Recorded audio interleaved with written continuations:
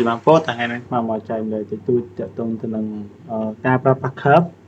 ហើយថាទាញទៅលើរូបនេះមួយហើយនឹងកាត់ជាกระดาษមួយហើយចូលទៅទាញរូបឲ្យបងទីសិនខ្ញុំចាំតិចអូខេឥឡូវមករកឃើញទេតាតាមទាញរូបនេះចូលអញ្ចឹងដូចជាថាបញ្ជាក់ម្ដងហើយម្ដងទៀតស្មើនឹងយករូបនេះមកទាញពលឺឬក៏យកឧទាហរណ៍រូបផ្សេងមកមួយទៀតហើយស្មើចុច select subject វាសិនចុច select ហើយយកវាទៅ subject អូខេនៅក្នុងនេះឥឡូវវា subject ឥឡូវវាកាត់បានស្គាល់លឿនជាងមុនដោយសារតែថ្មបានដាក់វាជាប្រភេទ cloud វាមិនមែនជាប្រភេទ device អញ្ចឹងនៅក្នុងហ្នឹងដើម្បីដាក់វាជាប្រភេទអញ្ចឹងបានខ្ញុំអាចចូលទៅថ្មនឹងប្រាប់ពីរបៀបធ្វើឥឡូវសូម convert to smart object មួយសិនអូខេ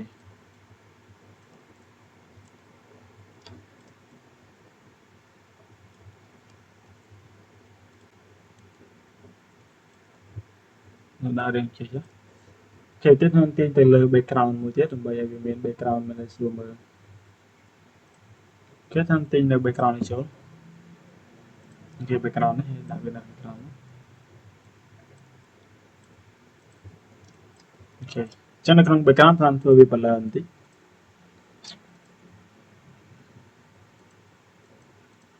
ចុះថាយកប៉ុណ្ណឹងចាអូខេបន្តមកទៀតស្មើនឹងទាញទៅលើរូបអញ្ចឹងការប្រើប្រាស់ curve អញ្ចឹងខ្ញុំចូលទៅកាន់នេះមក adjustment ហើយយកទៅ curve យើងចង់ឲ្យមុខរាងស្បែកសជាងមុនឬថាយើងចង់កន្លែងណាតែឥឡូវស្មើនឹងយកទៅទៅនឹង custom នេះយកមកធ្វើវានៅក្នុងនេះស្មើឃើញថាកគាត់ថាចង់ឲ្យរាងសជាងមុនអញ្ចឹងស្មើចុចទៅលើមកប៉ាក់មកខ្ញុំឃើញថាវាមាន point ទៅនេះមួយអញ្ចឹងយើងអាចតម្លើងបានតម្លើងកន្លែងហ្នឹងទៅគេរាងសជាងមុននៅក្នុងនេះឧទាហរណ៍វាសពេកខ្ញុំអាចចុចមកប៉ាក់មកហើយតម្លាក់វាវិញ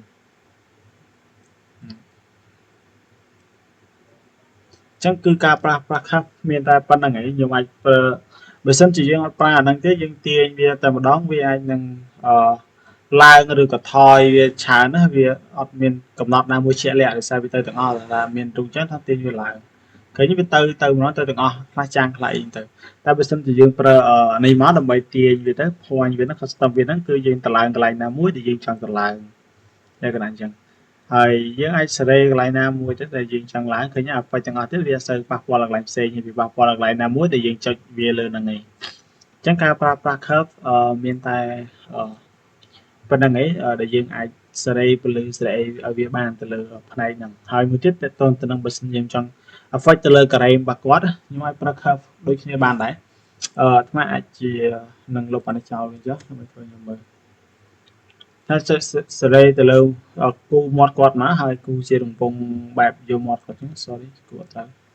នេះយកធ្វើនេះអូខេឥឡូវឧទាហរណ៍ហើយយកប៉ុណ្្នឹងចុះអញ្ចឹងបន្តទៅទៀតមកខ្ញុំចូលទៅកាន់ adjustment ហើយយកទៅ curve ធម្មតាតែនៅក្នុងទីនេះខ្ញុំដោះពី RGB ទៅជា ray ទៅហើយទាញវាឡើងឥឡូវវាក្រហមនេះខ្ញុំគឺក្រហមអញ្ចឹងវាក្រហមពេកខ្ញុំអាចចូលទៅកាន់ mask ហើយទាញវា blur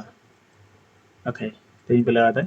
ហើយក្នុងលក្ខខណ្ឌនេះខ្ញុំអាចចូលទៅកាន់ adjustment ណាមួយដើម្បីឲ្យឧទាហរណ៍ថាថ្មយកវារឿងក្រហមដិតចុះនេះខ្លាំងអញ្ចឹងអញ្ចឹងឧទាហរណ៍បើសិនជាវាដិតខ្លាំងអញ្ចឹងខ្ញុំអាចទម្លាក់វាវិញទម្លាក់អានេះ curve របស់យើងនេះចូលទៅកាន់ RGB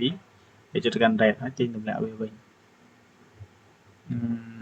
ឬក៏យកវាប៉ុណ្ណឹងចុះហើយយកវាអញ្ចឹងឥឡូវយកវាអញ្ចឹងឲ្យក្រហមខ្លាំងយ៉ាងទៅទៀតថ្មចុច double click លើវានេះខ្ញុំទាញទៅទម្លាក់ blend F មកទាញទម្លាក់មកកុំឲ្យវាមើលទៅរឿងក្រហមនេះពេកវាស៊ីរបស់យើងពេកចឹងtôiអាចទាញវាបន្តិចឬក៏បន្ថយបន្តិចអូខេយកវាប៉ុណ្ណឹងខ្លាំងពេកខ្ញុំអាចទម្លាក់ opacity វាបន្តិចទៅជា style ចឹងខ្ញុំអាចទម្លាក់ opacity ទៀតបើសិនជាគាត់ថាវាសមមិនសមយើងអាចមើលតាមហ្នឹងទៅក្នុង style នេះយើងអាចនេះទៅយើងអាចសេរីបន្ថែមបន្ថយវាបាននៅក្នុង curve ហ្នឹងនេះតែถ้าយកវាទៅជា linear អញ្ចឹងវារឿង color រឿងខ្លាំងតិចដិតខ្លាំងខ្ញុំអាចយកវាទៅជា overlay ទៅជា soft light ណាមួយទៅជា blend mode ណាមួយដែលយើងគិតថាសមអូខេលើកមកយកមានតែនេះអញ្ចឹងនៅក្នុង blend ណាមួយបើសិនជា effect យើងចូលទៅកាន់ mask វិញទៅឧទាហរណ៍ថាយើងអត់ចង់ឲ្យថ្មិញរបស់គាត់ឲ្យវាជាប់ប៉ុណ្ណឹងដែរអញ្ចឹងយើងយក mask វាវិញមកដើម្បីលុបវាវិញអញ្ចឹងនេះខ្ញុំអាចយកវាមកគូបានអត់ inventory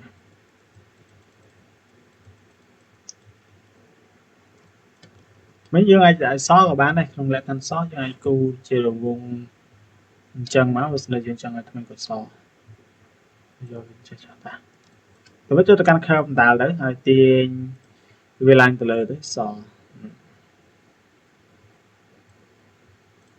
blur វាតិចមកកុំឲ្យវានេះពេកស្ដាយវាហ្នឹងយើងចង់ឲ្យវាភ្លឺទៀតក៏វាភ្លឺដែរវាអត់មាន effect ទៅកាន់អីផ្សេងទីវាក្រោមមកហើយដាក់ clip ขึ้นมาវាទៅហើយទាញសេរីវាមកវាអត់មានប៉ះពាល់អីលើផ្សេងទេអញ្ចឹងនេះទៅទាញដាក់វាបន្តិចអញ្ចឹងនៅក្នុងការទាញបើសិនយើងអត់ចង់ឲ្យ effect ទៅលើកន្លែងណាយើងមកចុចកន្លែងក្នុងប៉ាក់ហើយចុចប៉ាក់សិនទៅចុចបើវាដៅភ័ញណាតែគណៈដៅភ័ញអញ្ចឹងទៅហើយចាំយើងមកសេរីអាកន្លែងណាយើងថាចង់សេរីនេះអញ្ចឹងទាញឡើងមួយទៅអញ្ចឹងអាផ្សេងវាអត់ effect ទេនេះ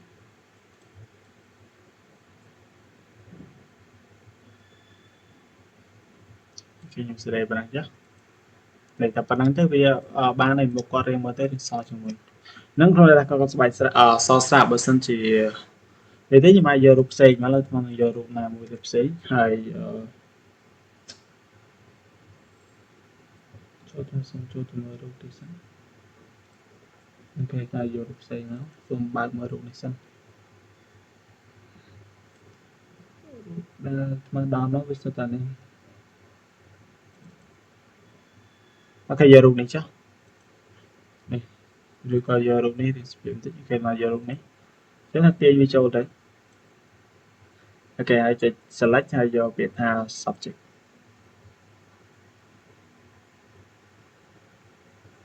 នឹងដាក់ mouse ឲ្យវាទៅក្នុងលក្ខខណ្ឌនេះយើងអាចប្រើ mouse នឹងដើម្បី select subject ក៏បានតែថ្មអត់ចង់ធ្វើជាងវាយូរនេះវានៅអត់ទាន់ដាច់តែខ្សែសក់រឿងស្រួលបួននៅខ្សែតិចប៉ុន្តែវាបានស្អាតពីច្រើនអញ្ចឹងដើម្បីឲ្យវាកាត់ subject យើងស្គាល់ឲ្យបានច្រើនខ្ញុំអាចចូលទៅកាន់ edit ហើយយកពាក្យថា preferences ខ្ញុំអាចចូលពីអានេះក៏បានដែរយកទៅនឹង image processing ក៏បានដែរនេះអញ្ចឹងខ្ញុំចូលទៅកាន់ image processing មកនៅក្នុងរបស់ខ្ញុំនេះវាចូលទៅកាន់ device នេះតេតិន device អញ្ចឹងខ្ញុំដូរពី device មកកាន់ cloud វិញទៅវាកាត់ទៅវាស្គាល់ subject របស់យើងបានច្រើនអញ្ចឹងកលឹះមានតែប៉ុណ្្នឹងឯងអញ្ចឹងថាសូម convert to smart object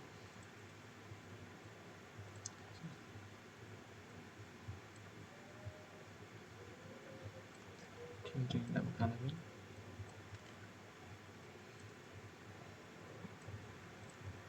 អូខេថតពណ៌ទៀតអញ្ចឹងនៅក្នុងនេះយើងធ្វើដូចគ្នាឧទាហរណ៍ថាចង់បានការ៉េរបស់គាត់រៀងនេះឬក៏ធ្វើឲ្យគាត់សសិនទៅខ្ញុំអាចយកទៅកាន់អានេះទាញពលឺគាត់តិចមកកន្លែងណាដែលវាយើងចង់ឲ្យលើថ្មទាញធ្វើគាត់មុនក្នុងនេះខ្ញុំទាញខ្ញុំអាចទាញសរុបតែម្ដងទៅវាបានទាញមួយសារយើងចុច point ទៅវាអាចនឹង effect ផ្សេងទៀតឡើយថាទាញនេះមួយសិននេះអញ្ចឹងនៅក្នុងនេះគាត់នឹងចុចមក point នេះទៀតហើយចាំទាញប៉ុណ្ណេះ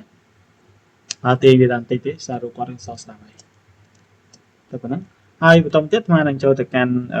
មួយទៀតគឺ curve ប៉ុន្តែនៅត្រង់ curve នេះស្មើនឹងអត់ធ្វើនេះទេវាស្មើនឹងលុបវាចោលសិនហើយដាក់ curve ហើយគូប្រវែងមាត់គាត់មកថាយើងចង់ឲ្យរៀងក្រហមចង់គូវាមកថាគូត្រូវខំហើយឥឡូវឧទាហរណ៍ថាយកវាប៉ុណ្ណេះសោះនេះគេយកប៉ុណ្ណឹងហើយចូលទៅកាន់ curve បណ្ដាហើយទាញនេះចូលទៅកាន់ RGB ហើយយកពី rate ហើយទាញវាឡើងទៅ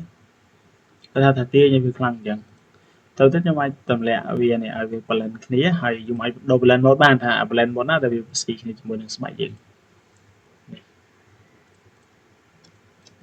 បើថាបើសិនខ្ញុំគិតថាវាច្រកវានេះពេកវារៀងខ្លាំងពេកអាចទម្លាក់វាបានខ្ញុំអាចចូលទៅកាន់ double click លើវាហើយយកពាក្យ blend X ទៅហើយទម្លាក់វាបន្តិចទៅសូមបន្តិចនេះ blend X នេះ blend X ទៅទម្លាក់វាបន្តិចខ្ញុំអាចប្រើ style curve គូវាអញ្ចឹងក៏បានឬក៏មួយ style ទៀតខ្ញុំអាចចូលទៅកាន់គូវាដដែលទៅសូមឲ្យវាមកកន្លែងគូដើមអញ្ចឹងនេះកន្លែងដើមចា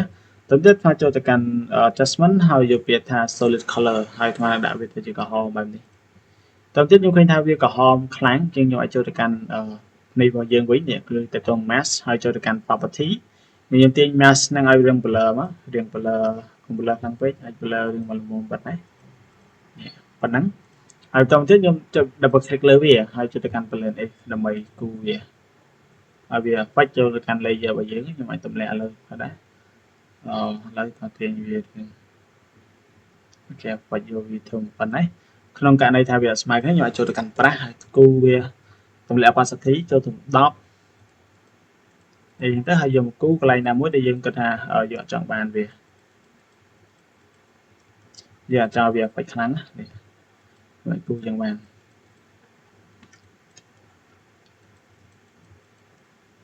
យកវា20ថាយកក្រហមគូទៅរៀងឡើង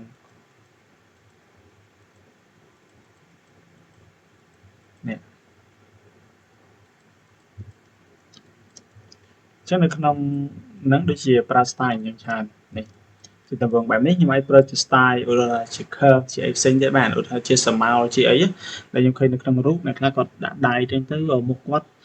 ត្រូវភ្លឺទៅសមួយទៀតទៅរៀងល្ងិតអីចឹងណាហ្នឹងគេធ្វើ style អញ្ចឹងវាធ្វើ style ជាឧទាហរណ៍ថ្មមាន background នេះមួយគឺជា background ងងឹតគេថាយកវាទៅដាក់វាងងឹតចាទាញទម្លាក់វាមកជាទម្រង់លុបបែបនេះតទៅទៀតថ្មនឹងលុបទៅលើវាថាប្រើវាមិនទាំងអស់ហើយទៅដល់ទាំងរូបដែរ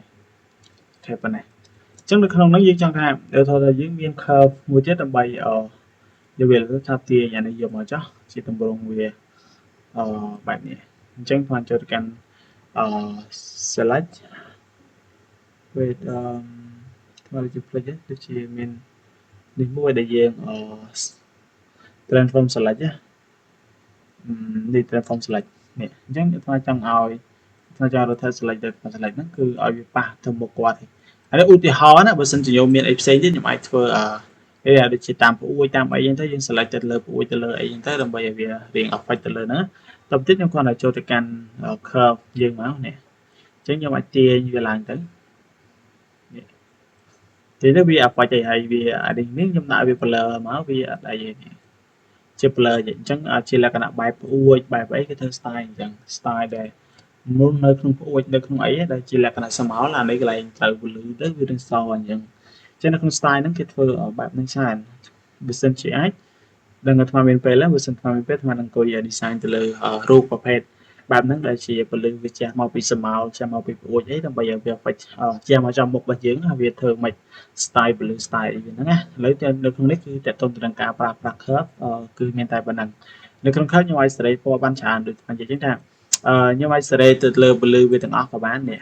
សេរីចឹងទៅហើយទាញទៅលើអានេះហើយនៅក្នុងនេះយើងហៅវាទៅជា custom យើងអាចទាញ select ទៅលើណាមួយទៅដែលយើងចង់ឲ្យវាសហ្នឹងហើយយើងអាចឡើងវាបានហើយនៅក្នុងហ្នឹងខ្ញុំអាចសេរីបានទៀតពណ៌ក្រហមពណ៌ green ពណ៌ blue ហ្នឹងខ្ញុំអាចសេរីវាបានវា red green blue ហ្នឹងវាទៅជា color RGB មកវាអញ្ចឹង RGB នេះមកពេលពាក្យថា red green និង blue នៅក្នុងនេះបើសិនជាឃើញមុខគាត់រៀងក្រហមរៀងអីខ្ញុំអាចទម្លាក់ curve ទម្លាក់អីបាននេះអាចទៅលើរូបគាត់ទៅនេះខ្ញុំអាចទម្លាក់ថាបើសិនជារៀង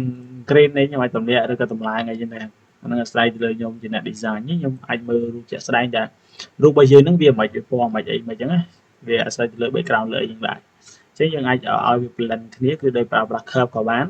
មួយទៀតតើតើទៅនឹងការប្រើប្រាស់ពណ៌ខ្ញុំអាចប្រើទៅលើcolor balance បាន color balance ក៏ដូចជាការកែពណ៌ដែរ